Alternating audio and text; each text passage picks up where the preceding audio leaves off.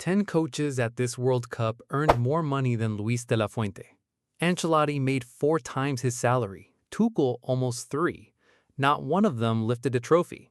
The coach nobody rated financially just won Spain their second World Cup. Ferran Torres has 1 touch to make. Yamal has already beaten 2 defenders and cut the ball back.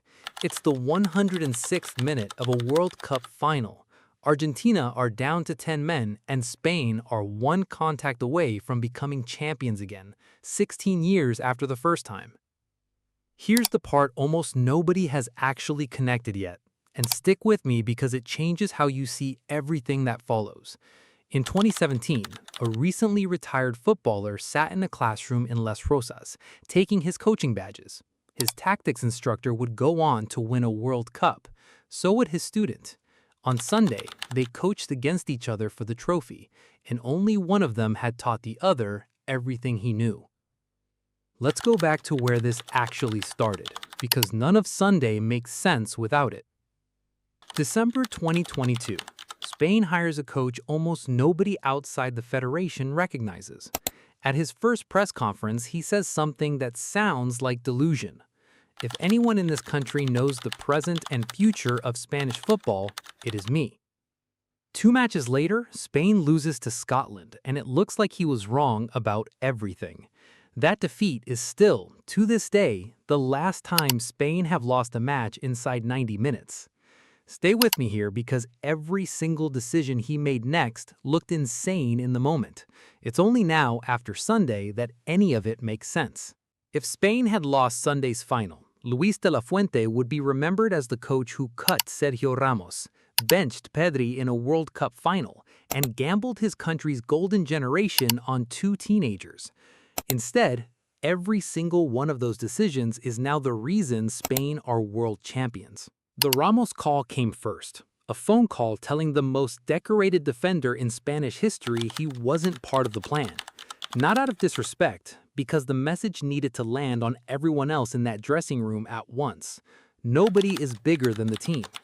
Then came goalkeeper Unai Simón, backed through relentless public criticism with 1 sentence. "He is my goalkeeper, and I will die with him." Simón repaid it by saving 2 penalties in a Nations League final months later. Then, the boldest call of all. A 16-year-old with barely 5 senior appearances, Lamine Yamal, in the squad anyway, paired with Nico on the opposite wing. 2 teenagers doing the work most coaches only trust to their most experienced players. It nearly fell apart almost immediately. 2 months after his call-up, Yamal shattered his knee ligaments in a match that meant nothing. Barcelona was furious. Most coaches let a project like that quietly fade. De la Fuente brought him straight back the moment he was fit. 2 years later, that patience produced the assist that just won a World Cup final. In 2013, he found out about a coaching job from a newspaper ad. He earns a fraction of what most of his rivals at this World Cup make. He told Sergio Ramos he wasn't needed anymore before he'd coached a single match. And on Sunday night, that same man beat Argentina to win Spain their second World Cup. 1 phone call ended Sergio Ramos' Spain career. 1 sentence saved the goalkeeper nobody wanted. 1 teenager's assist won a World Cup final. 1 coach did all 3. Sunday's final was every one of those decisions arriving at once. 20 shots to Argentina's 2. Emiliano Martinez producing a World Cup final record of 11 saves just to keep it level. Enzo Fernandez sent off deep into stoppage time. And in extra time, Yamal's cutback, Torres' finish, the goal that made Spain champions again. Luis de la Fuente just won a World Cup with fewer household names, less experience, and a smaller salary than every coach he beat to get there.